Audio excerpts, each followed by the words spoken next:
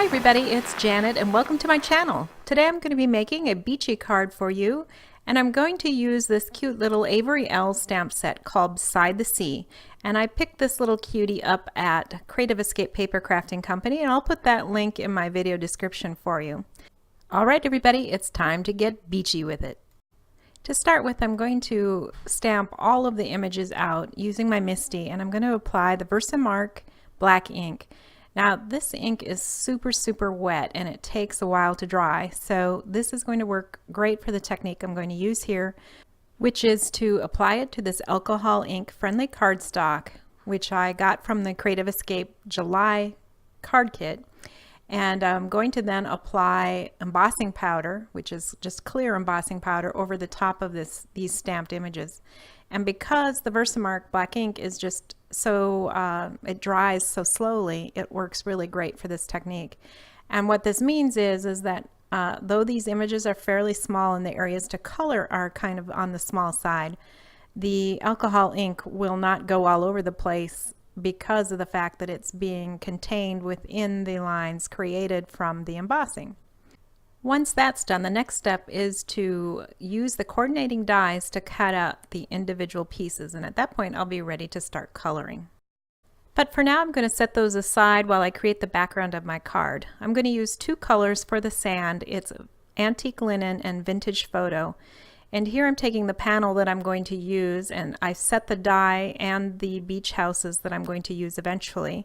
And I'm just marking a light pencil line, which I will use then to divide my scene between the sand and the water and sky. So I just used a large post-it note here and am taping this down on a white piece of excess scratch paper, and I'll begin to color it. Now this is the sand, and I start by using the antique linen, and I'm going to apply that in the middle. And of course, with all Distress Oxide inks, what you want to do is kind of start off somewhere to the side and then work your way onto your panel. Even when I do that with the Distress inks versus Distress Oxide inks, I sometimes get kind of blotchy looks, especially in the beginning. So it just takes some time to keep working it, to keep rubbing it, and eventually you will get a much nicer, smoother look. So I'm using again this antique linen in the center because I want the center part to be a bit lighter. And now I'm using the vintage photo around the edges of that and kind of a half moon shape around the antique linen. And of course it is overlapping in places, and I'm just continuing to apply until I feel like it is smooth and blended as much as possible. Okay, I've got that complete now, and I'm ready to start putting on my waves. Now I created this little wave template using a large piece of post-it note paper again, and then I'm applying Zig 2-way glue to it quite liberally on the back of it and letting that dry. Once it dries, it becomes repositionable, and this is usually the method I use for all of the masking that I do, and sometimes for the use of a template like this one.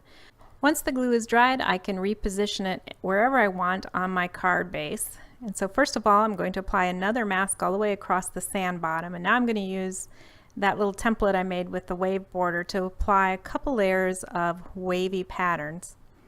Now I went a little further with the waves than I wish I would have, because it ended up that the wave part was too big for the card, in my opinion.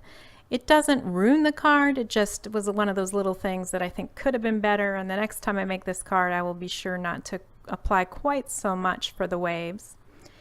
But the next step then is to apply some clouds. Now I use Salty Ocean Distress ink for the waves, and then for the clouds I'm using Broken China, and I use Stormy Sky to delineate the area between where the clouds and the water met. This cloud template is one that I recently purchased from an Etsy seller. I will go ahead and put the link to that company in the video description too if you're interested in it. I always like to help out a smaller crafter who's trying to sell their wares on Etsy, and so if you feel that way too, go ahead and check this particular product out.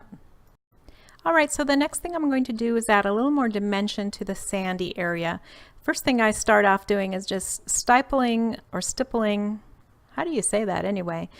Anyway, putting a bunch of dots with 3 different pens. So I have a brown zig marker, and then this is a gold metallic gel pen, and then I finish it off with some white gel pen. And this just adds a bit more realism, I guess, if you can say that, to the sand, but it also makes it more dimensional and just makes it more interesting to look at. All right, off camera, I have went ahead and I cut out using that same metal die that I showed you earlier to create the window in the front panel of my card. I also trimmed it down. And so in order to make it again a full-size 5.5 inch wide card panel, I'm adding just a sliver of ombre paper, which came in the Creative Escape July kit, on each side, and then trimming the excess off. These were just tiny bits that I had left over, but I really loved this particular ombre paper.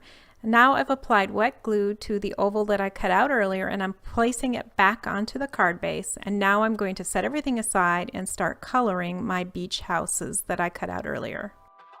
So I'll sit back for a minute and let you watch the coloring process.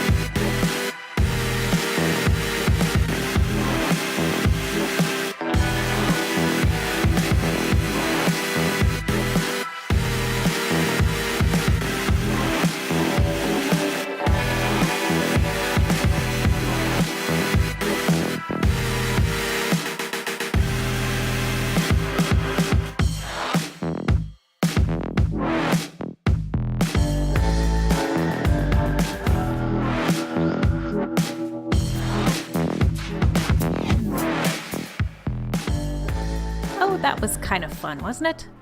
Well, it's time to put on the sentiment. This is a cut apart that came with the July CEP kit. I really like it because it says, "Let the waves hit your feet and the sand be your seat." Isn't that cute? Just love that. So that's going to go on the front. And now I took away the front panel to work on the interior for a second. I used wet glue on the beach houses here and stuck them to the center part of the cutout. And now I can go ahead and put the top portion of the card panel on using the double-sided foam tape. And here again is the finished card with all the doodads from the card set added. I really like how that turned out. Well, that's all for me today. I hope you enjoyed our little excursion to the beach. If you did, please give me a thumbs up, give me a comment, and subscribe if you haven't already. I'll be back soon with some more projects. In the meantime, here are a few other videos you might want to try, and I hope you'll have some fun with those. Take care, God bless, and have a great week. Bye.